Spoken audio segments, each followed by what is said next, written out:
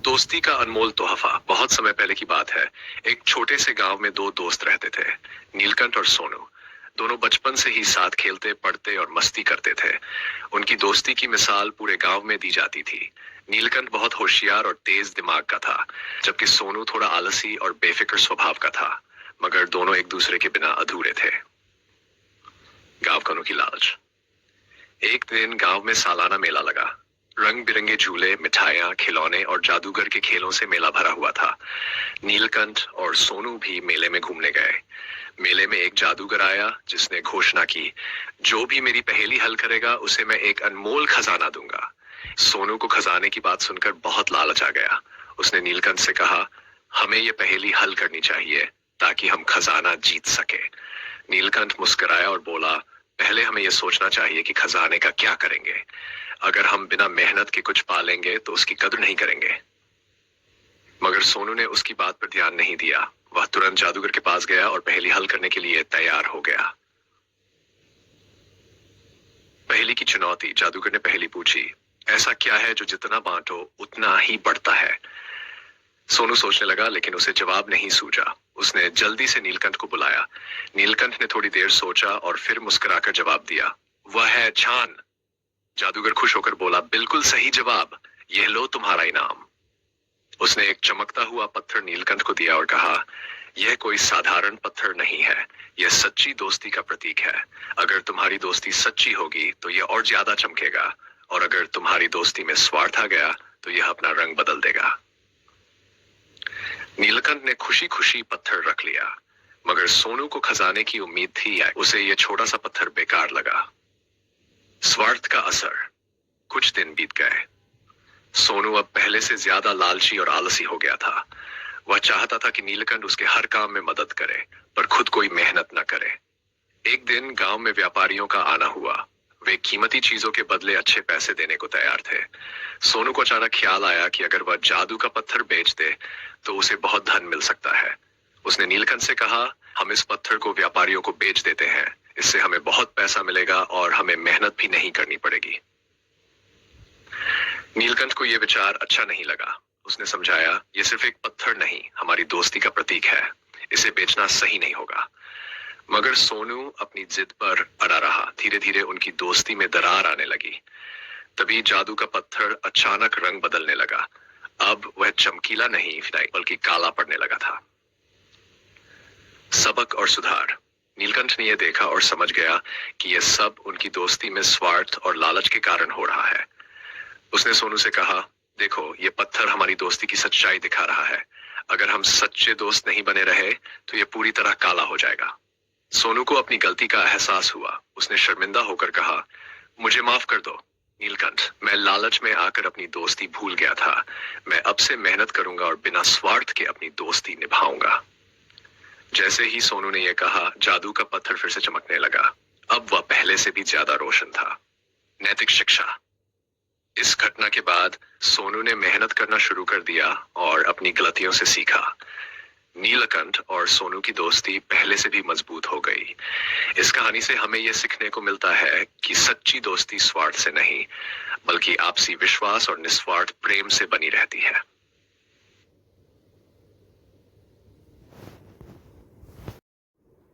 जादुई पेंसिल। टिंकी एक नटखट और जिज्ञासु लड़की थी जो अपने माता पिता के साथ एक छोटे से गांव में रहती थी। उसे चित्र बनाना बहुत पसंद था, लेकिन उसकी पेंसिल अक्सर टूट जाती या खो जाती। एक दिन जब वह अपने दादाजी के पुराने सामान को देख रही थी, तो उसे एक सुंदर लकड़ी की बनी पेंसिल मिली। यह पेंसिल आम पेंसिलों जैसी नहीं थी। इस पर सुनहरी नक्काशी थी और यह हल्की सी चमक रही थी। अरे वाह, कितनी सुंदर पेंसिल है, टिंकी ने खुश होकर कहा। उसने पेंसिल से चित्र बनाना शुरू किया। जैसे ही उसने एक छोटी बिल्ली का चित्र बनाया, अचानक वह बिल्ली जिंदा हो गई और म्याऊं करने लगी। टिंकी हैरान रह गई। उसने और चीजें बनाने की कोशिश की, एक तितली, एक गुब्बारा और यहाँ तक कि एक छोटा सा घर। और जैसे ही उसने उन्हें बनाया, वे सब सच हो गए। जादुई पेंसिल की शक्ति। टिंकी बहुत उत्साहित थी। उसने सोचा, अगर मैं कुछ भी बना सकती हूँ तो मैं अपनी दुनिया को और सुंदर बना सकती हूँ। अगले दिन वह गांव के पार्क में गई और वहां टूटे हुए झूले देखे। उसने पेंसिल से झूले बनाए और वे सच में वहां प्रकट हो गए। बच्चे खुशी से झूलने लगे। फिर वह गांव की सड़क पर गई जहां बहुत सारे गड्ढे थे। उसने पेंसिल से नई चिकनी सड़क बना दी। गांव के लोग आश्चर्यचकित थे, लेकिन उन्हें नहीं पता था कि यह सब टिंकी कर रही थी। लेकिन टिंकी को नहीं पता था कि जादुई पेंसिल का एक नियम था, अगर इसका गलत इस्तेमाल किया जाए तो ये अपनी शक्ति खो सकती है। भाग 3, लालच का परिणाम। एक दिन टिंकी का दोस्त समीर उसके पास आया। उसने कहा, अगर ये पेंसिल इतनी शक्तिशाली है तो तुम सोने के सिक्के क्यों नहीं बनाती? टिंकी को यह विचार अच्छा लगा। उसने पेंसिल से सोने के सिक्के बनाए और वे सच में चमकने लगे। लेकिन जैसे ही उसने सिक्के उठाने चाहे, वे धूल में बदल गए। तभी एक हल्की आवाज आई, टिंकी, यह पेंसिल केवल भलाई के लिए बनाई गई है।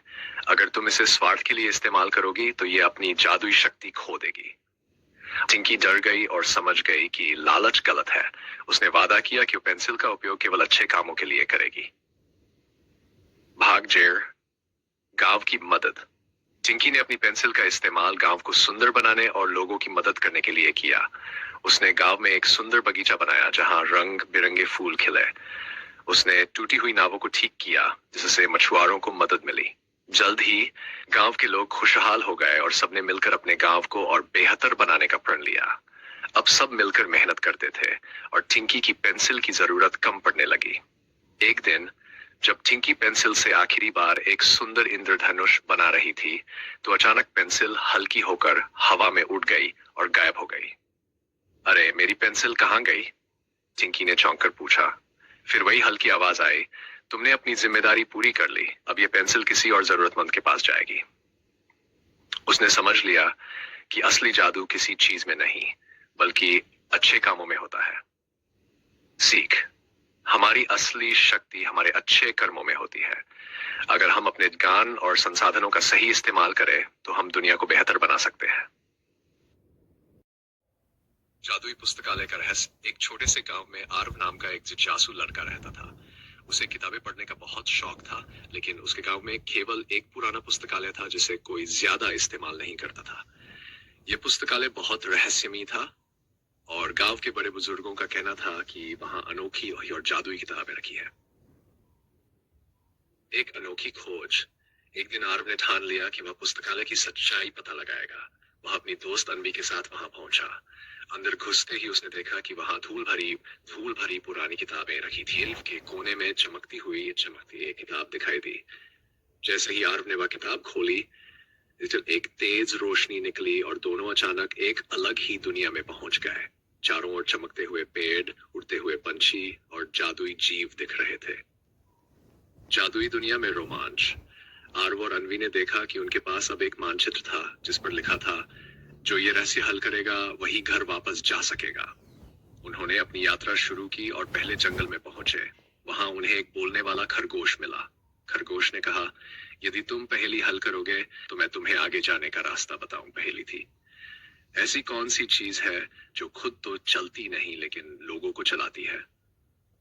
आरव ने सोचा और फिर बोला, यह किताब हो सकती है, क्योंकि किताबें हमें जान देती हैं और हमारे विचारों को आगे बढ़ाती है। खरगोश मुस्कुराया और रास्ता खोल दिया। सही रास्ता कौन सा? थोड़ी दूर जाने के बाद वे एक पुल के पास पहुंचे। वहां एक बूढ़ा आदमी खड़ा था। उसने कहा, यह पुल 3 दिशाओं में जाता है। एक सही रास्ता तुम्हें अगले पड़ाव तक ले जाएगा, जबकि बाकी रास्ते तुम्हें उलझा देंगे। आरव ने मानचित्र ध्यान से देखा। उसे एक और हल्की चमक दिखी जो सही रास्ते की ओर इशारा कर रही थी। वे उस ओर बढ़े और सही रास्ते पर पहुंच गए। अंतिम चुनौती, हम तो है। आगे बढ़ते हुए वे एक बड़े किले में पहुंचे जहां एक रहस्यमयी द्वार था। दरवाजे पर लिखा था, जान की कुंजी से ही यह दरवाजा खुलेगा। आरव को समझ आ गया कि इसका मतलब एक किताब ही हो सकती है। उसने अपनी जेब में रखी चमकती किताब निकाली और जैसे ही उसे द्वार पर रखा, दरवाजा खुल गया और वे वापस अपने पुस्तकालय में लौट आए। सीख, आरव और अनवी ने समझा कि किताबें ही सबसे बड़ी जादुई चीजें हैं जो हमें नई नई दुनिया में ले जा सकती। दोस्तों, अगर आपको ये स्टोरीज पसंद आई हो तो प्लीज लाइक और सब्सक्राइब जरूर करें।